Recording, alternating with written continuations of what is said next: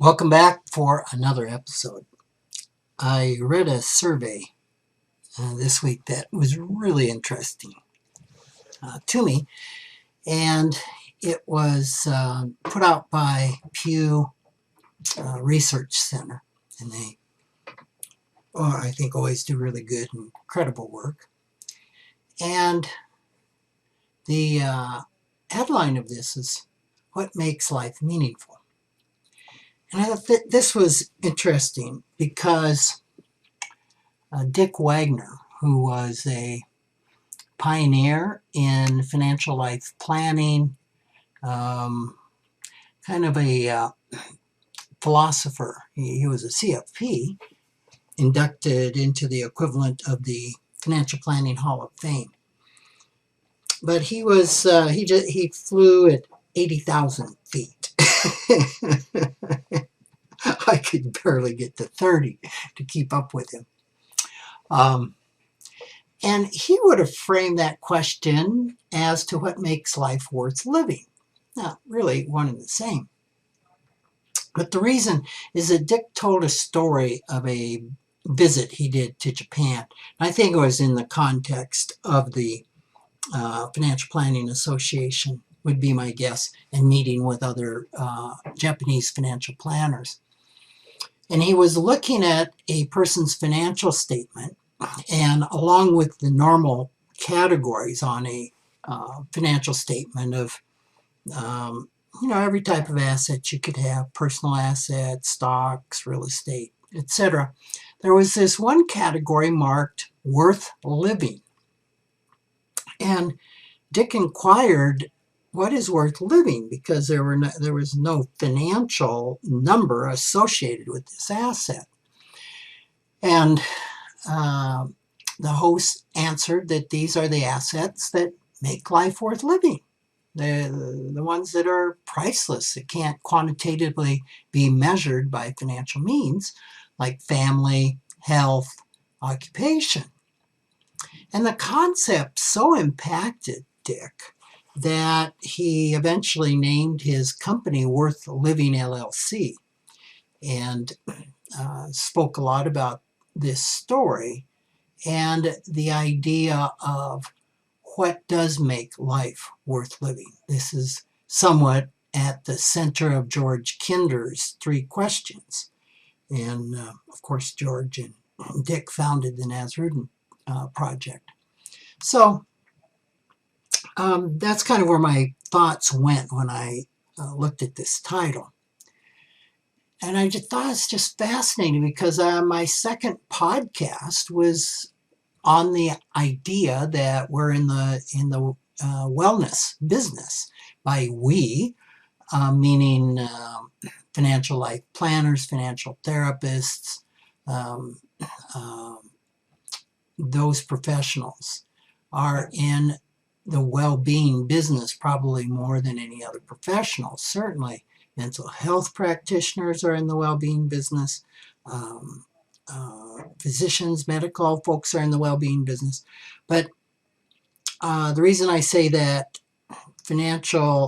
I would say financial planners who are doing financial life planning add the emotional component to their financial planning. So they're hitting 2 of those 3 major categories of well-being, which is emotional and financial. And most of us would argue that you can't separate emotional well-being from financial well-being. And yet the mental health profession certainly doesn't deal with financial well-being, and that's not a criticism, that just is. So that's why this really called out to me. And I thought, the focus of Dick's story was always on those. I never heard him mention, let me put it this way, I never heard him mention financial assets as part of assets that make life worth living. And I can go both directions on that, and you'll see why in a minute. Because we know that money touches everything, right? Touches everything. And so from Dick's standpoint, to include financial in that, well, they were already listed on a balance sheet. But I kind of digress. It left me wondering where the Japanese ranked financial assets, right? Since they aren't part of their worth living assets, and the fact that they're on a financial statement, where do the financial assets fit in? Were they inclusive or exclusive of what made life worth living? Well, the Pew Research study cleared all that up. The survey asked respondents from 17 developed countries to rank 17 topics. I don't know why both were 17, but they were. And so that they were to rank them from 1 to 17th on how impactful they were in bringing meaning into their lives. Now, on a global basis, number 1 was family. And next was occupation or career. Well, that kind of lined up with the Japanese, what Dick brought back with his story, because for them, the top ranked was family. Occupation was in their top 5. Health was in their top 5. So 3 of those that Dick talked about were there. But what surprised me was that the survey asked, where would you rank material well-being? Material well-being is a little different from financial well-being. As you'll see, material more focuses on things. Some in the study interpreted it as, a roof over your head and food and some of that. Others said, well, that's having enough money to go out to eat, maybe go to a show. In the study on the global basis, material well-being was ranked 3rd, with friends 4th, and mental and physical health 5th.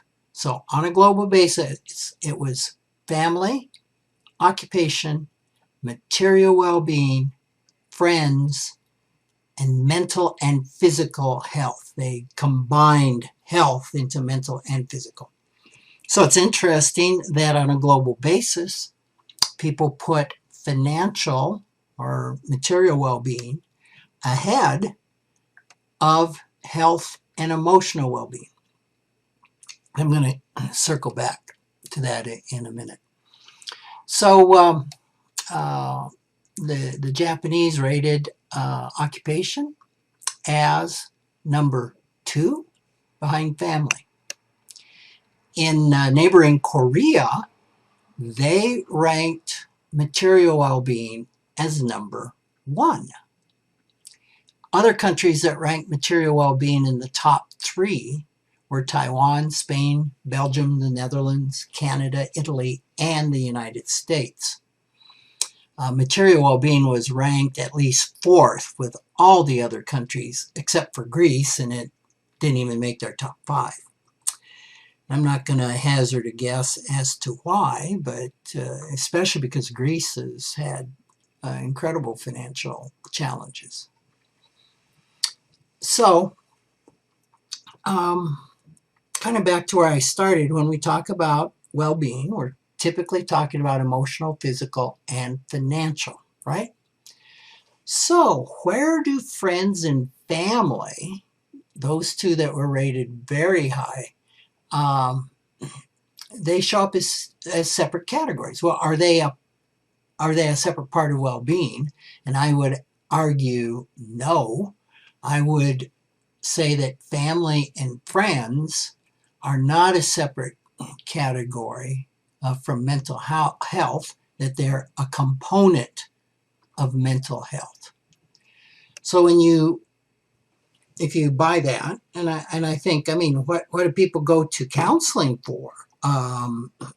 Couples counseling is huge, right? Marital issues certainly are relationship issues that would fall into family. Codependency is a big issue in counseling. Again, friends and family hit that. So I think it's pretty much a given that they fall under mental health.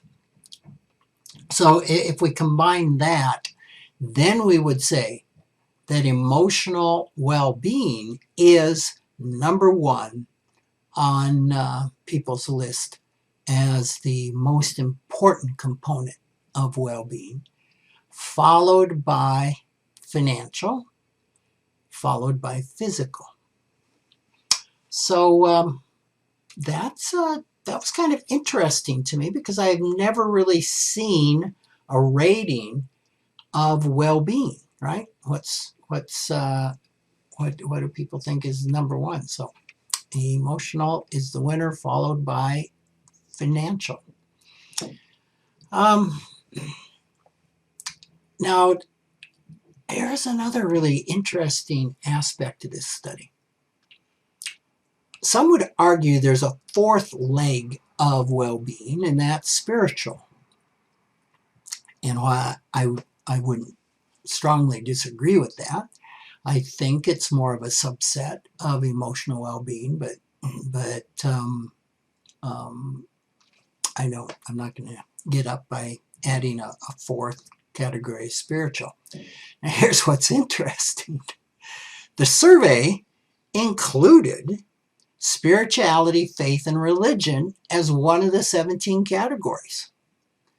Where do you think it ranked? Number 16, just ahead of pets in importance. That was number 17. Now that's really shocking. As I'm talking about this, I think I would have liked to have taken this test. I have a list of the 17 and seen how would I have ranked them. Some of the others that were on the list are, let's see, we've covered our physical, friends. Well, we covered friends and community. Society and institutions were one. That came in 1, 2, 3, 4, 5, 6th. Freedom and independence was 7th. Hobbies and recreations, 8th. Education, 9th. Nature and the outdoors, 10th. Romantic partner, 11th. Service and engagement, 12th. Travel and new experiences, 13th. Retirement, 14th. I think I'm missing one. Spirituality, faith, and religion was 16th, and pets was 17th. And maybe they combined some there. I don't know. But those were all the categories. So I think it'd be fascinating to rank those as myself. Now, this may really be surprising to you if you're in the United States listening to this. And I say if you're in the United States because I checked areas that the podcast is being downloaded in.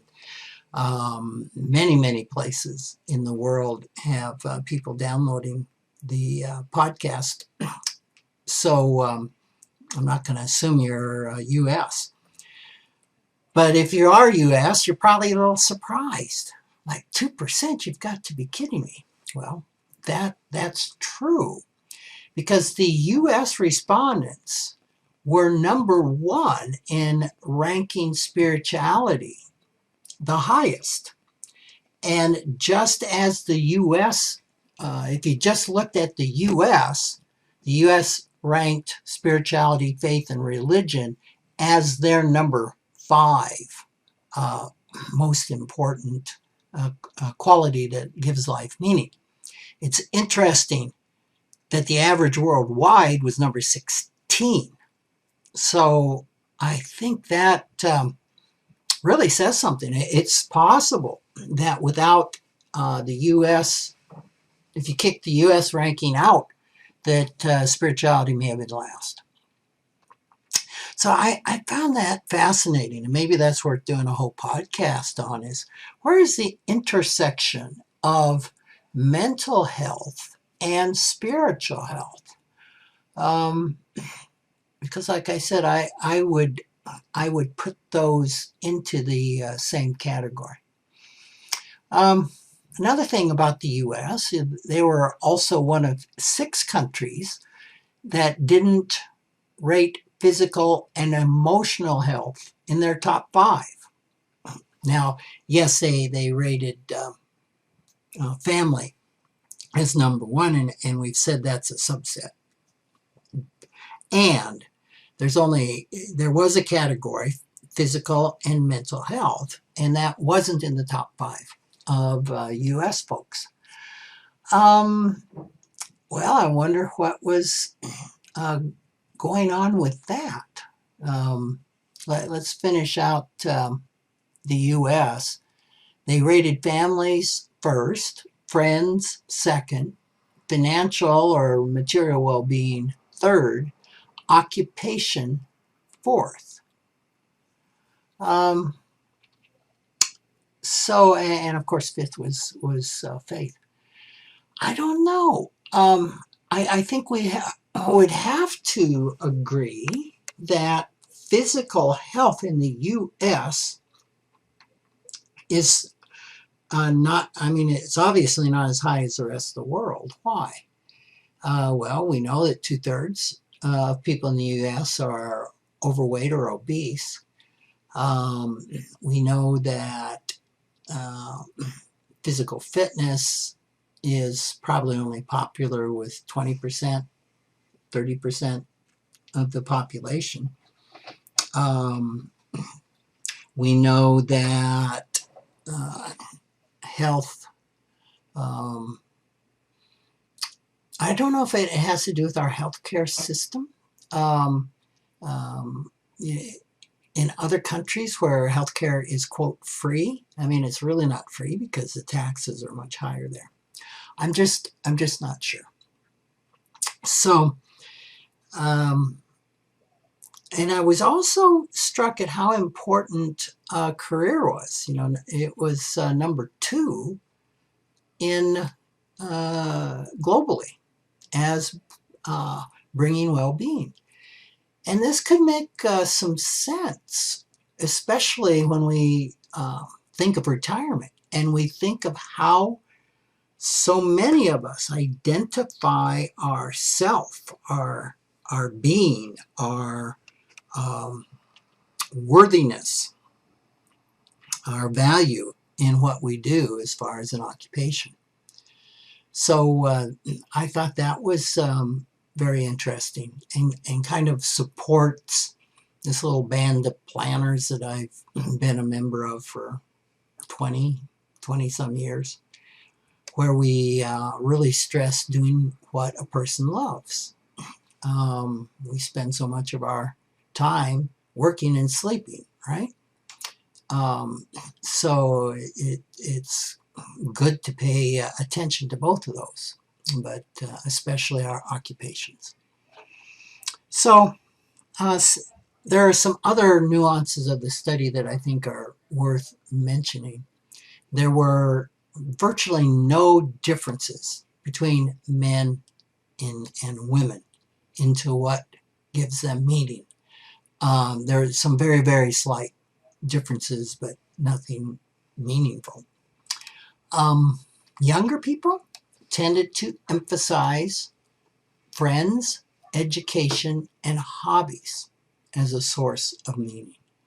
That could make sense because education is a huge part of a young person's life, a young adult's life. While older people are more likely to list health, which also makes sense. Went out with my family to celebrate my wife's birthday, and I got talking about some some physical test or something kept coming. My wife said, "Yep, you can tell we're old farts." We're talking about our health. Um, those who are left in their political leanings are more likely to cite nature, friends, and hobbies as a source of meaning in their life, while those on the right include religion, freedom, and independence more often. And here's something else that was really interesting, is citing freedom and independence as being what gives someone meaning was almost double. It was 5% in 2017, 5%, and it jumped to 9% in 2021. I don't think there's really any question as to why. I am convinced that the increase in the sentiment of freedom and independence is a result of the pandemic and the strong resistance, certainly in the United States, that right-leaning evangelicals, people that rate faith and religion high, the resentment they harbor against wearing masks or being vaccinated. So that really wasn't surprising that we saw such great difference between left and right. And I'm not sure in the verbiage of the study if they were just talking about U.S. citizens or if they were talking globally. But nevertheless, I know there's a component of that in many other countries. So what do we make of all this? I know I probably didn't talk about emotions as much in this segment as I normally do. But financial therapy also involves this word finance. And part of financial therapy, part of financial well-being is having a financial plan, addressing that. And at the heart of a financial plan then needs to be what brings meaning into your life. Now, this is where we're going to get to the difference between financial well-being and material well-being as it was used in the study. A dollar bill in itself probably doesn't bring a lot of meaning into your life. The financial asset itself, that inanimate object of a dollar bill. Jacob Needleman would agree with that, who wrote Money and the Meaning of Life. But what brings meaning into our life is what the dollar bill can buy. So a dollar bill is converted into material well-being, which can be food and shelter, a car, warmth, clothes, and it can also provide the access to all these other elements of well-being. Money touches all of the top 5 things that make life meaningful. It's hard to go visit friends without money, right? You need something to wear, some transportation to get you there. Perhaps some money to enjoy time together. What is the number one reason people say that they can't spend more time with family, which is usually one of the top things? And what's really important to you? What would you regret in life? Oh, I wouldn't be able to spend time with my family, or I wish I would have spent more time with your family. When I ask why, almost universally with anybody who's working, it's because I gotta work. Well, that definitely falls in the category of money touching time with family. We need it for our physical needs. Now, you may be in a country that has free health care. Well, it's not completely free because your taxes are higher than in the U.S. In the U.S., you do need money to care for your physical needs, to pay insurance premiums. And I would just argue everything on the list touches money. So I have a hunch, had they framed the questions in that way and maybe listed material well-being as financial well-being, respondents may have ranked it number one in all countries, not just in Korea. So I hope you've enjoyed this. It was just a fascinating survey, a fascinating study that really put some flesh on the bones of this concept of well-being and how important it is to us and how important it is that it's addressed in your financial plan.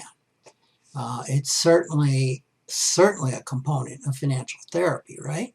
Because we are focusing on financial well-being and emotional well-being and the intersection of those two. So maybe you want to get a copy of this study. It's if you went to pewresearch.org, you'll find it there. It's What Makes Life Meaningful, Views from 17 Advanced Economies. And consider, of those 17 things, where would you rank them? What makes life worth living for you? It could really pay big dividends as you work on your emotional health, financial health, as to what's really important for you. So, okay. Glad to have been with you, and I look forward to chatting with you next week.